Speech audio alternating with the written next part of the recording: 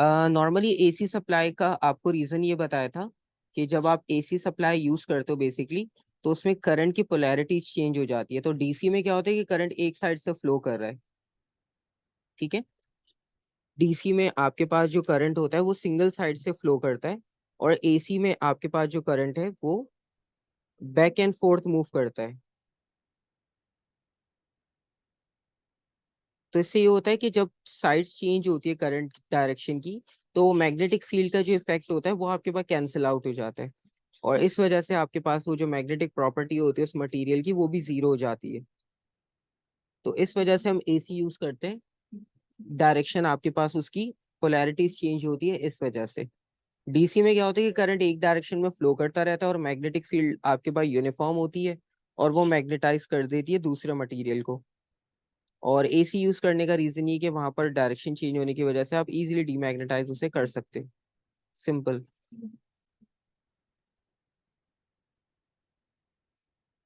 अच्छा, 24 अभी स्किप करना, ये पॉइंट चार्जेस और इलेक्ट्रिसिटी से रिलेटेड है।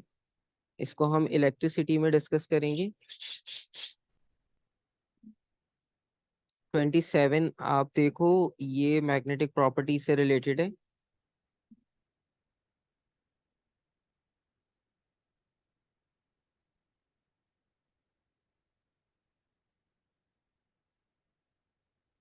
आपके पास ब्रास रॉड है और आयरन रॉड है, और beside each other at the end of a rectangular coil. एक रेक्टेंगुलर कॉइल में उन्होंने इनको रखा है हमने। और what happens when a DC current pass through the coil.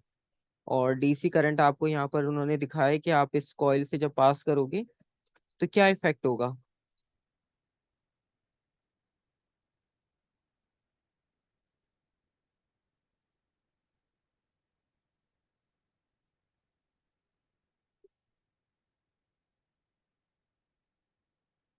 एक आयरन है और एक ब्रास है, ठीक है। तो मटेरियल को फोकस रखना, क्योंकि मैग्नेटाइज होगा ये तो हमें पता है, लेकिन मटेरियल क्योंकि डिफरेंट है तो ये देखना है कौन होगा कौन नहीं होगा, या दोनों हो जाएंगे। ठीक है, तो बी आपको पता है, क्योंकि ब्रास हमारे पास जो है वो भी मैग्नेटाइज नहीं होगा, वो भी मैग्नेटिक मटेरियल नहीं है। ठीक है, तो आयरन सिर्फ मैग्नेटाइज होगा। ब्रास, कॉपर और ये एल्यूमिनियम इस तरह के मटेरियल्स होते हैं, ये आपके पास मैग्नेटाइज नहीं होते।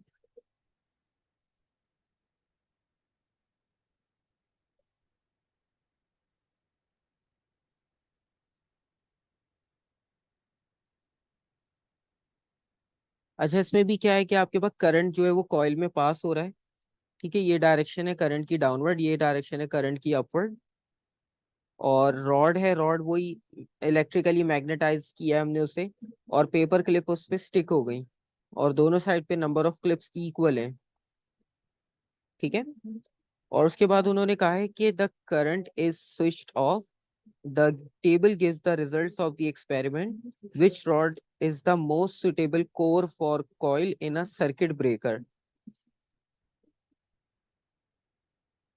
ठीक है। अच्छा, एक्सपेरिमेंट तो उन्होंने एक तरह से रेफरेंस बनाकर दिया है, क्वेश्चन उनका कुछ और है। वो आपसे मटेरियल का डिस्कस करना चाह रहे हैं फिर से, और उसमें उन्होंने आपसे कहा है कि which rod is most suitable core for a coil in a circuit breaker. तो सर्किट ब्रेकर अगर हम यूज कर रहे हैं तो सर्किट ब्रेकर में कौन सा मटेरियल बेस्ट होगा। और दो ऑप्शंस उन्होंने दिए, number of paper clips picked up when there is a current in the coil, and number of paper clips is still attracted attached after the current is switched off.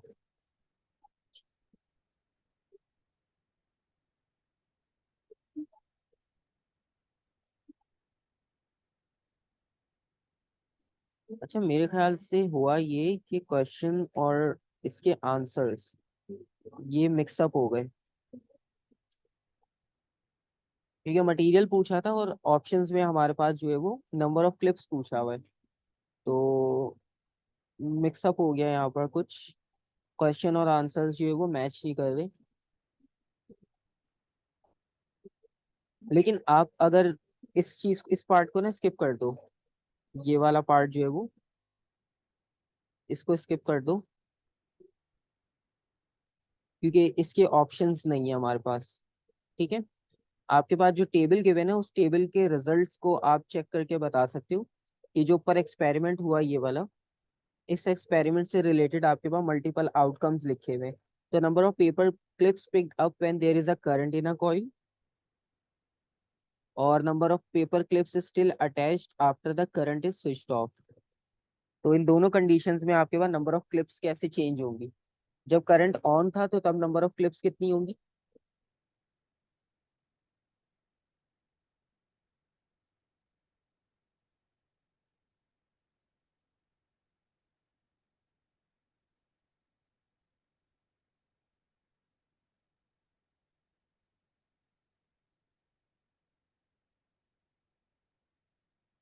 तो आपको पता है कि जब मैग्नेटाइज्ड होगा rod तो maximum number of clips stick होंगे, ठीक है। मैक्सिमम नंबर क्लिप्स स्टिक होने का मतलब ये। अच्छा, अभी आप लोगों ने आंसर सी बताया है, ठीक है। तो 35 मैक्सिमम नंबर है। तो 35 मैक्सिमम अटैच हो जाएंगे क्योंकि वो उस टाइम मैग्नेटाइज होगा। और जब हम करंट ऑफ कर देंगे तो कोई भी क्लिप उस पर अटैच नहीं रहेगा। तो इसका मतलब ये है कि आपके पास ऑप्शन सी राइट होगा, ठीक है। जब मैग्नेटाइज था तो आपके पास maximum number of clips attract हो गई, और जब डीमैग्नेटाइज हुआ तो कोई भी क्लिप आपके पास वहां पर स्टिल नहीं रहेगा, वो डिटैच हो ही जाएगा।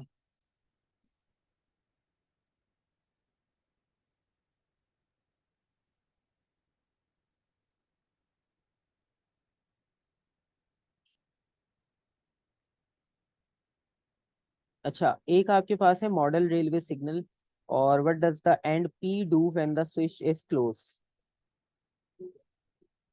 अच्छा, ये एक रेलवे मॉडल सिग्नल है बेसिकली। ये वाला सिग्नल, ये वाला साइन आपने रेलवे ट्रैक पे आते जाते कहीं ना कहीं देखा ही होगा। What does the end P do when the switch is close. जब स्विच क्लोज होगा, स्विच अभी ओपन है, इसको जब हम क्लोज कर देंगे तो आपके पास ये क्या सिग्नल शो करेगा, मतलब इसकी क्या मूवमेंट होगी, क्या डायरेक्शन होगी, किस तरह से आप आइडेंटिफाई करोगे। वैसे तो सिंपल है, थोड़ा सा सेटअप सोचो और फिर बताओ।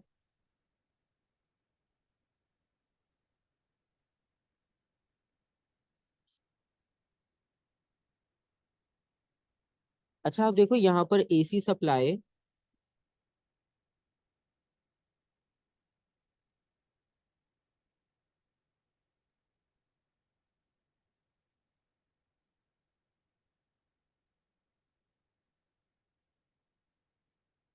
अच्छा, अब आपके पास होगा ये कि जब आपके पास करंट यहाँ पे फ्लो करेगा कॉइल से, तो करंट फ्लो करने की वजह से क्या होगा कि मैग्नेटिक फील्ड जनरेट होगी, ठीक है। अब ये है आयरन नेल, ठीक है। अब ये आयरन नेल जो है वो, एक समझ लो आपके पास मेटल का काम कर रही है आयरन, और ये आपके पास इस कॉइल की तरफ अट्रैक्ट हो जाएगी, क्योंकि कॉइल जो है वो मैग्नेटाइज हो जाएगी, क्योंकि इसमें से करंट पास होगा, तो ये मैग्नेटाइज हो जाएगी, ठीक है। बेसिकली ये आपके पास सिग्नल्स होते हैं जब आपके पास रेलवे ट्रैक के थ्रू, अगर हम जिस तरह आपके पास बैरियर्स लगे हुए होते हैं, तो ये बैरियर्स की जगह पर लगा होता है कि जब आपके पास रेलवे ट्रैक पे ट्रेन ने पास होना होता है तो वो व्हीकल्स के लिए बैरियर लगा देते हैं, तो ये सिग्नल आपके पास डाउनवर्ड होता है, ठीक है। और जब ट्रेन वहां से क्रॉस हो चुकी होगी, तो अब हमने सिग्नल ओपन करना है, तो सिग्नल ओपन करने के लिए क्या आप बटन प्रेस करोगे, आपका सर्किट कंप्लीट होगा। ये आयरन नेल जो है वो कॉइल की तरफ अट्रैक्ट हो जाएगी, क्योंकि नीचे वाली कॉइल मैग्नेटिक फील्ड जनरेट कर रही है। अट्रैक्ट होने के बाद क्या होगा, ये इसका पाइवेट पॉइंट है। ये पाइवेट पॉइंट होने का मतलब ये हुआ कि ये आपके पास रोटेट होगा, क्योंकि जब नेल डाउनवर्ड जाएगी ना तो ये नेल इसके साथ अटैच्ड है, तो ये इसे रोटेट करके ऊपर की डायरेक्शन में शिफ्ट कर देगी,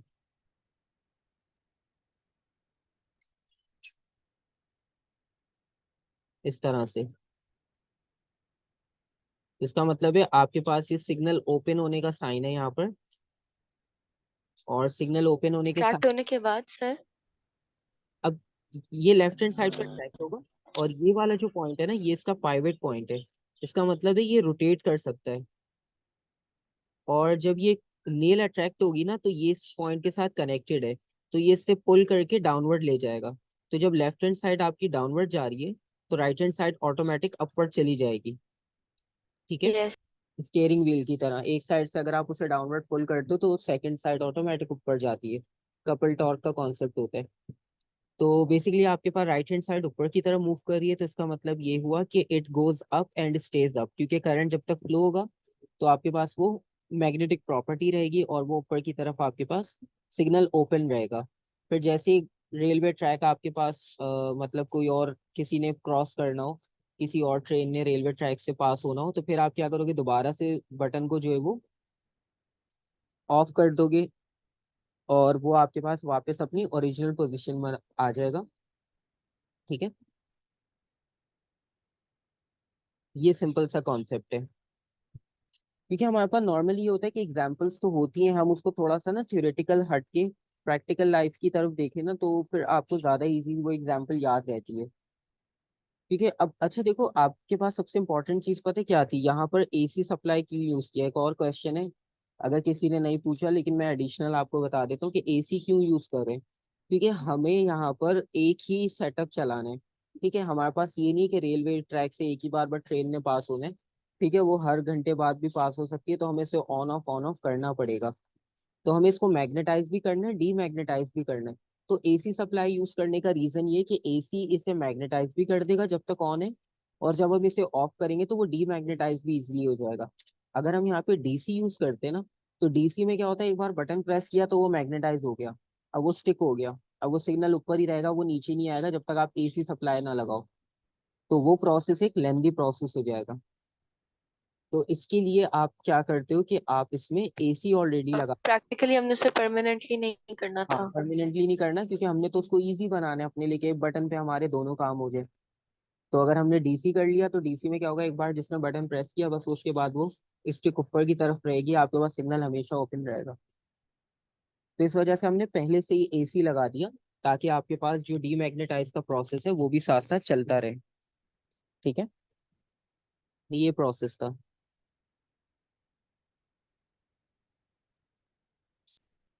और इसमें उन्होंने कहा है कि which part of a video tape recording system does not rely on magnetic material for its operation. है, ये क्वेश्चन अब काफी ओल्ड हो चुका है। ठीक है, अब हमारे सिलेबस में भी नहीं है, क्योंकि पहले ये क्वेश्चंस बहुत होते थे आपके पास। बहुत सारी एप्लीकेशंस आती थी मैग्नेट की। लेकिन फिर भी अगर आप देखो कि इसमें उन्होंने पूछा है कि वीडियो टेप रिकॉर्डिंग सिस्टम का कौन सा पार्ट जो है वो magnetic not rely on magnetic material for its operation. तो ट्रांसफार्मर, आपको पता है ट्रांसफार्मर हमने पढ़ा है इलेक्ट्रोमैग्नेटिज्म में। तो जिसको भी थोड़ा बहुत कॉन्सेप्ट याद होगा, तो आपको पता है कि उसमें मैग्नेटिक प्रॉपर्टी बहुत इंपॉर्टेंट होती है। तो ये पॉसिबल, सॉरी, ट्रांसफार्मर माइनस करना था। तो ड्राइव मोटर, मोटर में भी इलेक्ट्रोमैग्नेटिज्म होता है, ये पॉसिबल नहीं है, ये पॉसिबल नहीं है। अब रह गया बी और सी, सॉरी बी और डी। अब डी में पता है क्या, वीडियो टेप जो होती है ना, वीडियो टेप का मतलब ये है कि आपने देखा होगा पुराने टाइम में जो वो कैसेट्स होती थी, उन कैसेट्स में वो कुछ फाइबर प्लास्टिक टाइप रील्स होती थी। तो उन रील्स में भी क्या होता था, उन रील्स में भी मैग्नेटिक प्रॉपर्टीज से डाटा सेव किया जाता था। और जब हम उसे, जिस तरह सीडीज होती है, सीडी में आप देख लो, सीडी में भी क्या होता है, कुछ भी नहीं होता हम देखने में तो।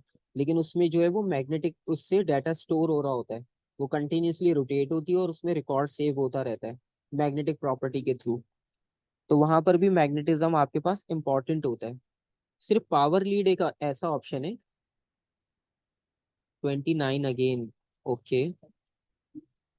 तो पावर लीड आपके पास एक ऐसा ऑप्शन है सिंपल।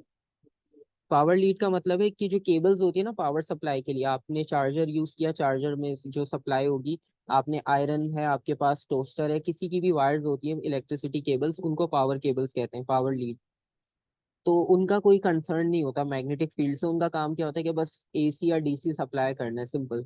उनको मैग्नेटिक उससे कोई कंसर्न नहीं होता। तो पावर लीड का जो है वो मैग्नेटिक मटेरियल से कोई लिंक नहीं होता, उनका काम होता है सिर्फ इलेक्ट्रिसिटी पास करना। अच्छा, 29 में ये था आपके पास कॉन्सेप्ट कि सबसे पहले हमने एसी यूज किया। एसी यूज करने, चलो अभी एसी को छोड़ दो, सबसे पहली बात ये है कि हमने करंट यूज किया यहाँ पर। और करंट यूज करने का कॉन्सेप्ट ये था कि आपके पास हम ये जो नेल है,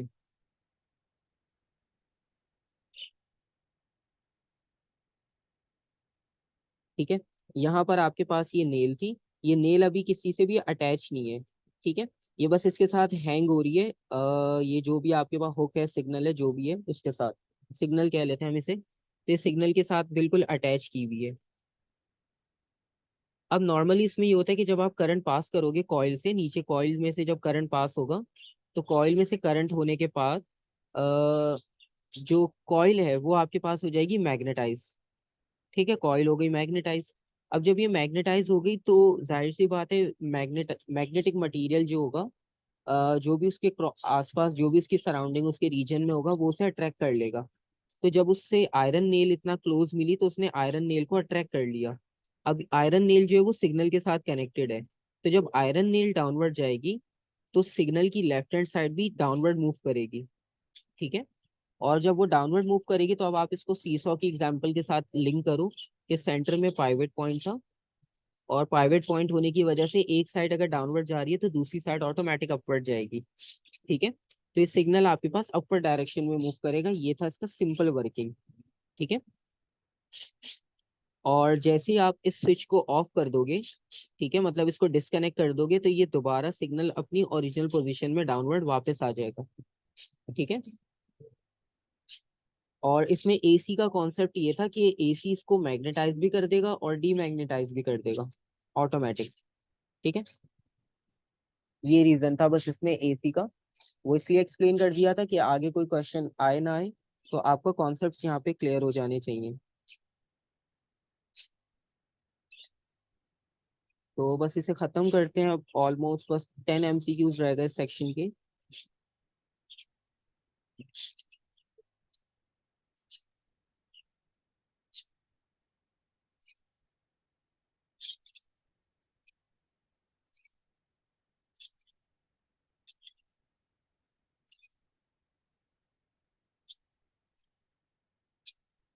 ठीक है, आंसर ए सी।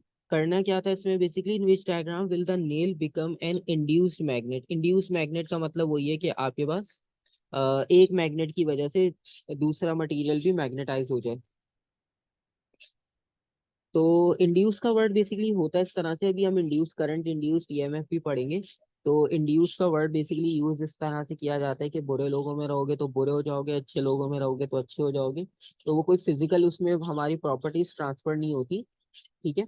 तो आपके पास उस रीजन में रह के, उस फील्ड में रह के आपके उसमें चेंज आना शुरू हो जाता है प्रॉपर्टी में। तो उस चीज को हम इंड्यूस वर्ड कहते हैं, क्योंकि वहाँ पे डायरेक्ट, अब आप देखो यहाँ पे कोई डायरेक्ट लिंक तो नहीं है, आपके पास बस फील्ड का इफेक्ट हो रहा है। तो इंड्यूस मैग्नेट में आपने कहा ए, ठीक है, दोनों आंसर्स ए आए हैं, ठीक है। तो ए आपके पास सिंपल राइट ऑप्शन है, क्योंकि मैग्नेट के थ्रू जो प्रॉपर्टी होगी वो इसमें पास होके मैग्नेटिक हो जाएगी। आयरन बार, दोनों ही आयरन, कुछ भी हो तो कोई फर्क नहीं पड़ता, दोनों सिंपल रहेंगे। और सी और डी में प्रॉब्लम क्या है कि आपने इसको फील्ड में तो रखा लेकिन आपका स्विच ओपन है, तो करंट ही नहीं पास होगा, ठीक है। सी में प्रॉब्लम ये स्विच ओपन है, तो करंट पास नहीं होगा, 0 एम्पेयर करंट है तो मैग्नेटाइज ही नहीं हो पाएगा, ठीक है।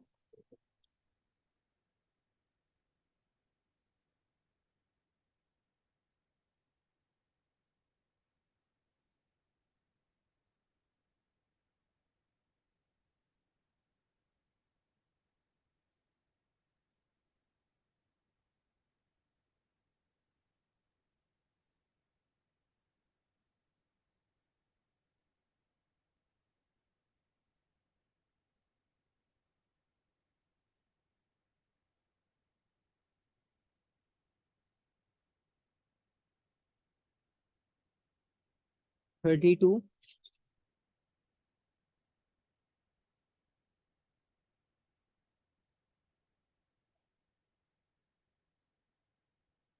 32 का आंसर बताया आपने सी। बेसिकली यहाँ पर लाउड स्पीकर है, which type of current is pass through the coil and Y,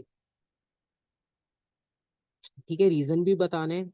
और एक आंसर आया डी और एक आंसर आया सी, ठीक है। देखते हैं कौन सा करंट पास करना है हमने इसमें। अच्छा, यहाँ पे लाउड स्पीकर की एग्जांपल है, और लाउड स्पीकर की एग्जांपल में आपने आंसर्स बताए हैं डी और सी। सर इससे लाउड स्पीकर में नहीं, हमें ऑल्टरनेटिंग यूज करेंगे बिकॉज उसको भी तो हमने कभी बंद करना होता है, कभी चलाना होता बिल्कुल, तो यही लॉजिक थी इसमें कि आपके पास लाउड स्पीकर जो है वो एक ही बार डिजाइन होता है, और उसमें बार बार हम चेंजेस नहीं करते। एक बार आपके पास स्पीकर बस मिल गया तो वो बस उसी फॉर्म में रहता है। तो नॉर्मली हम उसमें भी एसी यूज करेंगे, ठीक है, क्योंकि जब आपने कॉइल को वाइब्रेट करवाना है तो इसका मतलब है करंट उस वक्त पास हो रहा होगा, लेकिन जब कॉइल को वाइब्रेट नहीं करवाना तो कॉइल को डीमैग्नेटाइज भी करना जरूरी है। तो जिस तरह हमने रेलवे सिग्नल की बात की थी, तो यहाँ पर भी सेम कॉन्सेप्ट आप अप्लाई करो। तो आपके पास ए है। और या इसलिए बी। मैग्नेटिक फील्ड कांस्टेंट भी नहीं रहेगी। बिल्कुल, या क्योंकि मैग्नेटिक फील्ड कांस्टेंट होगी तो वाइब्रेशन आपके पास स्टिक हो जाएगी एक जगह पर, वो वाइब्रेट भी नहीं कर पाएगा। एसी करंट होता है ना, एसी जिस तरह से आपके पास बैकवर्ड फॉरवर्ड जाता है, तो वो उसी तरह से जो है वो वाइब्रेशन भी प्रोड्यूस करता है। और जब आपके पास करंट को बिल्कुल आप स्विच ऑफ कर दोगे तो मैग्नेटिक प्रॉपर्टी और ये सब खत्म हो जाएगी, वाइब्रेशन भी बंद हो जाती है। तो या तो ए होना चाहिए या तो बी होना चाहिए, ठीक है, ऑल्टरनेटिंग में से। और ए में लिखा हुआ है to keep the magnetic field constant, constant हमने रही रखनी क्योंकि वाइब्रेशन नहीं हो पाएगी, बिल्कुल कांस्टेंट होगा तो वो एक साइड पे स्टिक हो जाएगा। तो स्ट्रेट फॉरवर्ड आपके पास चॉइस होगी बी, क्योंकि सी और डी नहीं हो सकता, क्योंकि डायरेक्ट में वो फिर से स्टिक हो जाएगा। एक ही बार मैग्नेटाइज होगा फिर डीमैग्नेटाइज नहीं हो पाएगा। देखो, एसी का रीजन ये है कि आपके पास जो लाउड स्पीकर्स और इस तरह की एप्लीकेशंस होती हैं, इनका यूज होता है कंटिन्यूस ऑटोमेटिक, ठीक है, हम बस बटन प्रेस करते हैं और इनका जो फंक्शन होता है वो ऑटोमेटिक होता है, ठीक है। और अभी हमने जितने ऊपर से क्वेश्चंस करते हैं, आई एम 32 क्वेश्चन कर रहे हैं, तो उसमें हमने ये देखा था कि जब आप डीसी अप्लाई करते हो करंट, तो डीसी की वजह से जो भी मटेरियल होता है वो मैग्नेटाइज्ड हो जाता है। और मैग्नेटाइज्ड होने का मतलब ये कि उसकी मैग्नेटिक फील्ड कांस्टेंट हो गई। कांस्टेंट होने का मतलब ये कि कोई चेंज नहीं आएगा। अब यहाँ पे लाउड स्पीकर में लिखा हुआ है कि उसमें वाइब्रेशन होती है, जो कॉइल होती है वो वाइब्रेट करती है। आपने देखा होगा लाउड स्पीकर में, बेस स्पीकर्स में, तो उनकी जो ऊपर कॉइल होती है वो वाइब्रेट करती है बाकायदा। तो वाइब्रेशन का रीजन ये होता है कि उसमें मैग्नेटिक फील्ड चेंज हो रही होती है अकॉर्डिंग टू साउंड जो भी होता है। वो तो हमारे उसमें होता है डेली लाइफ में कि साउंड के अकॉर्डिंग बेस, लेकिन उसके बैकग्राउंड में यही वर्किंग होती है, फ्रीक्वेंसी और ये सब चीजें।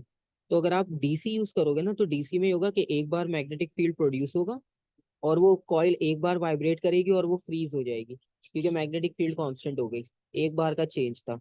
एसी में क्या है, कंटिन्यूस चेंज रहेगा और वो उसको परमानेंट मैग्नेटाइज भी नहीं रहने देगा, डीमैग्नेटाइज भी कर देगा जब आप स्विच ऑफ कर दोगे, ठीक है। वाइब्रेशन की वजह से साउंड आपके पास प्रोड्यूस हो रहा होता है बेसिकली मैग्नेटिक और इलेक्ट्रिसिटी के फिनोमेना के साथ। इसकी एप्लीकेशंस हैं हमारे पास बेसिकली ना, लेकिन अब वो हमारे सिलेबस में से हटा दिए। वरना जो पुराने टेप रिकॉर्ड्स वगैरह थे, अब वो एप्लीकेशंस यूज नहीं होती डेली लाइफ में, इसलिए उन्होंने वो टॉपिक्स भी रिमूव करना शुरू कर दिए।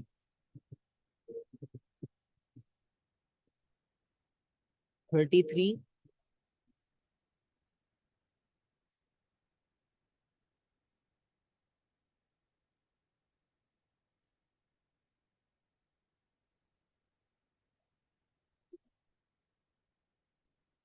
सी।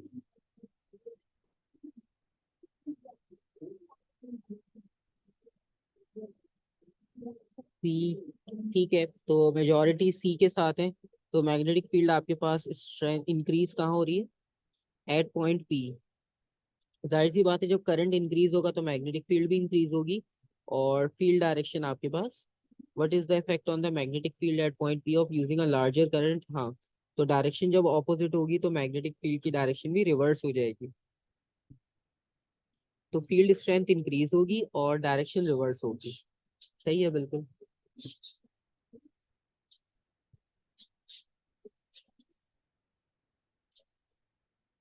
सर डायरेक्शन कैसे reverse?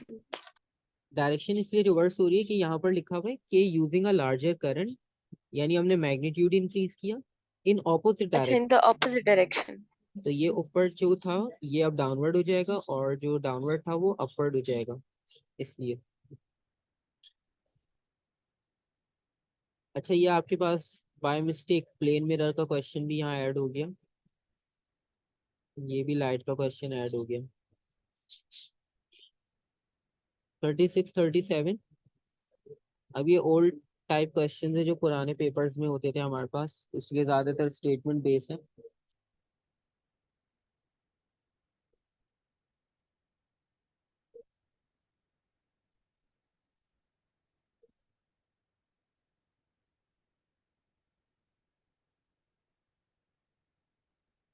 So a student tries to magnetize a short steel rod. Which of these tests will show that he has been successful? One end of a permanent magnet repels the rod. ठीक है, क्योंकि जब आपने magnetise कर दिया तो simple सी बात है, अब आप दो मैग्नेट जब रखोगे तो अट्रैक्शन भी होगी, रिपल्जन भी होगी। तो कोई एक एंड आपके पास रिपेल करेगा और कोई एक एंड आपके पास अट्रैक्ट करेगा। ठीक है,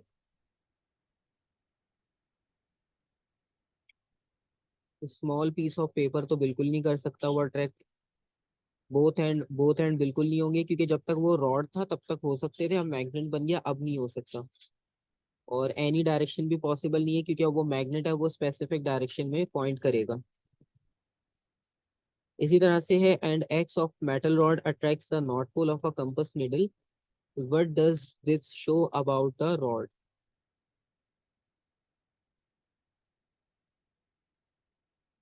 end X of a metal rod attracts the north pole of a compass needle. ठीक है, एक एंड एक्स है मेटल का, वो नॉर्थ पोल को अट्रैक्ट कर रहा है। What does this show about the rod? D, it could be made of steel with a north pole at X. अगर नॉर्थ पोल एक्स पर होगा तो नॉर्थ और नॉर्थ को तो रिपेल करना चाहिए। ठीक है, तो एक्स जो है वो नॉर्थ तो नहीं हो सकता, क्योंकि नॉर्थ और नॉर्थ अट्रैक्ट तो नहीं कर सकते एक दूसरे को। ठीक है, तो हम यहाँ से एक को कैंसिल करते हैं। ठीक है, नॉर्थ पोल नहीं होगा।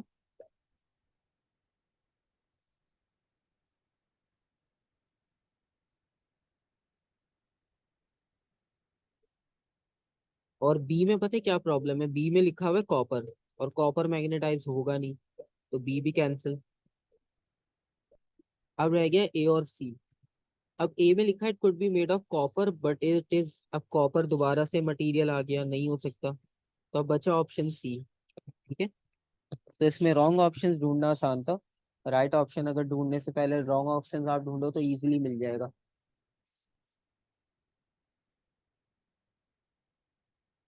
तो सी ऑप्शन आपके पास होगा। रीजन सबके हमने देख लिए, क्योंकि हमने सारे ऑप्शन चेक करने के बाद ही सी को मार्क किए, तो सबके रीजंस आपको मिल गए। अच्छा, ये भी पेपर क्लिप वाला सेम वही क्वेश्चन है।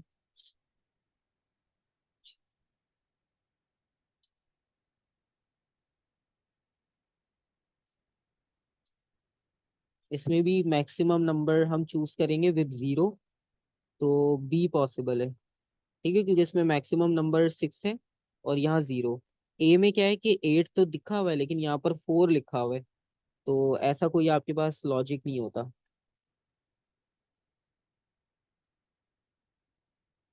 ठीक है, तो ये हमारे क्वेश्चंस थे मैग्नेटिज्म और इलेक्ट्रोमैग्नेटिज्म के कॉन्सेप्ट से रिलेटेड। डी क्यों नहीं हो सकता? अच्छा, डी इसलिए नहीं हो सकता क्योंकि डी के आप नंबर ऑफ क्लिप्स और बी के नंबर ऑफ क्लिप्स मैच करो, तो बी में ग्रेटर है, तो जितना मैक्सिमम होगा वो क्लिप अट्रैक्ट करेगा, क्योंकि उसको तो कोई मसला ही नहीं है। तो हमने नंबर्स चेक करने होते हैं बेसिकली। अब ए में भी नंबर ऑफ क्लिप ज्यादा थे, लेकिन उसमें मसला ये कि जब हम करंट ऑफ करेंगे तो कोई भी एक क्लिप अट्रैक्ट नहीं होगा, लेकिन वहां पे 4 लिखा हुआ है, तो इस 4 की वजह से हमने ऑप्शन ए को भी स्किप कर दिया। और डी का मसला ये कि डी को बी से कंपेयर करें तो बी में नंबर ऑफ क्लिप्स ज्यादा है, डी में नंबर ऑफ क्लिप्स कम है, इस वजह से।